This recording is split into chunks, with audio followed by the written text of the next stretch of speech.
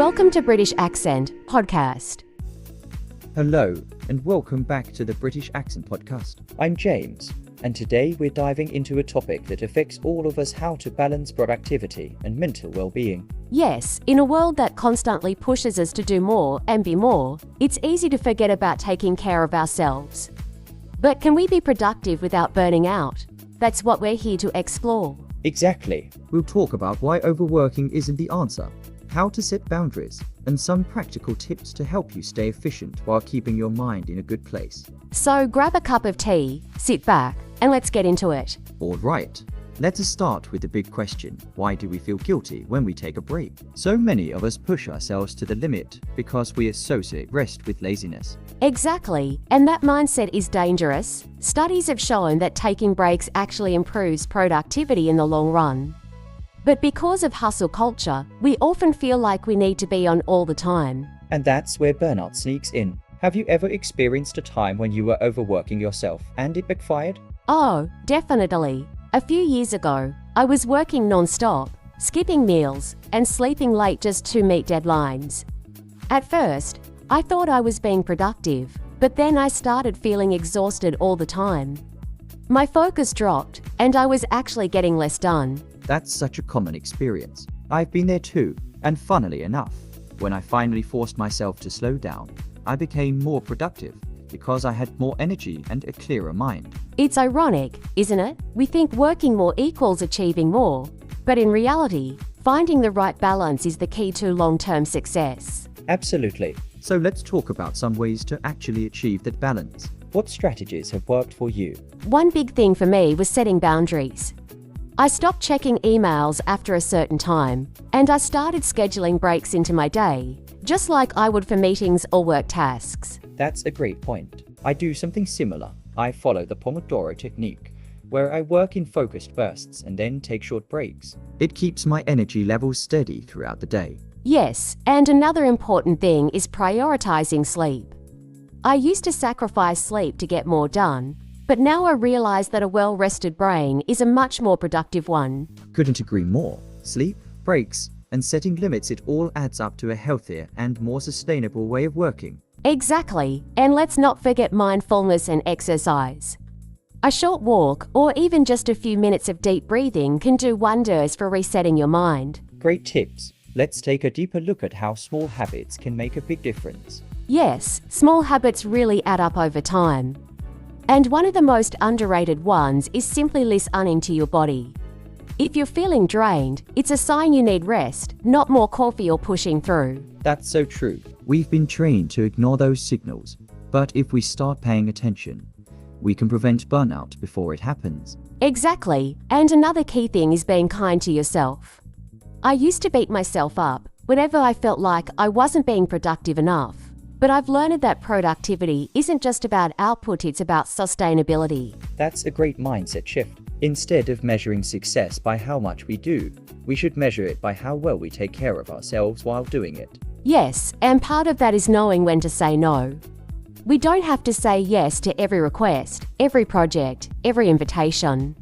Sometimes, the most productive thing you can do is protect your own time and energy. I love that. Productivity isn't just about adding things, it's also about removing things that don't serve you. Absolutely. So if you're listening and feeling overwhelmed, take this as your reminder: balance isn't a luxury, it's a necessity. Yes, and we'd love to hear from you. What are your go-to strategies for balancing productivity and well-being? Yeah, maybe you have a morning routine that helps set the tone for the day, or a way to unwind after work that really works for you.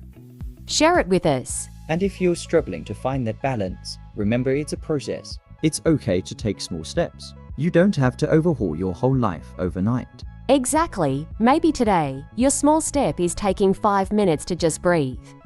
Or finally giving yourself permission to take that break you've been putting off. Little by little, those small changes add up to a healthier, more sustainable way of living and working. And the best part, you don't have to do it alone.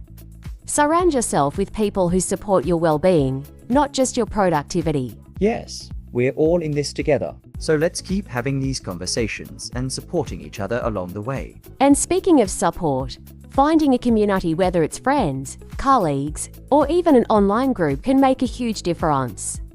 Sometimes just knowing you're not alone in this struggle is enough to lighten the load. Absolutely. And don't be afraid to set boundaries. It's okay to say no to extra tasks when you're already stretched thin. It's okay to look off when work is done.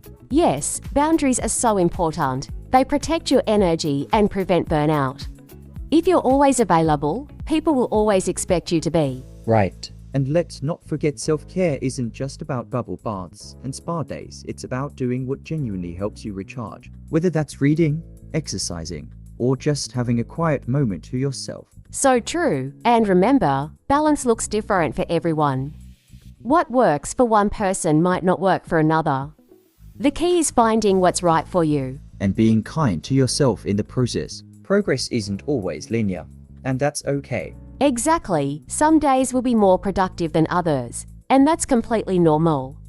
Instead of beating yourself up over a slow day, acknowledge it, rest, and try again tomorrow. Yes, and I think a lot of people struggle with the idea that rest is unproductive, but in reality, rest is a key part of long-term success. If you push too hard for too long, you'll burn out, and then productivity becomes impossible. So true. That's why I love the idea of active rest. Things like going for a walk, listening to music, or doing something creative.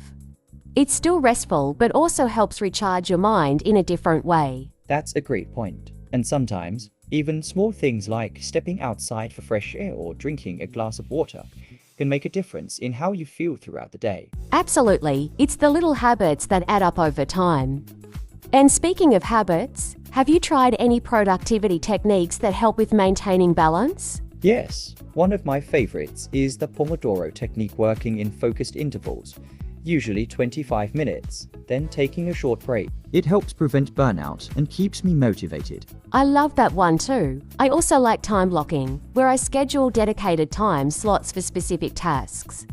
It helps me avoid distractions and stay focused on one thing at a time. That's a great one. And I think at the end of the day, it all comes down to being intentional, whether it's with our time, our energy, or our mental well-being. Exactly, James. Being intentional and mindful about how we manage both productivity and mental well-being can make all the difference. It's not about doing more, it's about doing what truly matters in a sustainable way. Well said, Olivia. And for anyone listening, remember that balance looks different for everyone. Find what works for you, and don't be afraid to adjust as you go. Yes, and we'd love to hear from you. What are your favorite ways to stay productive while taking care of your mental well-being? Send us a message or leave a comment. We'd love to continue the conversation. Thanks for tuning into today's episode of the British Accent Podcast. If you found this helpful, don't forget to subscribe, share with a friend, and leave a review. Until next time, take care and find your balance. See you next time. Bye. Bye.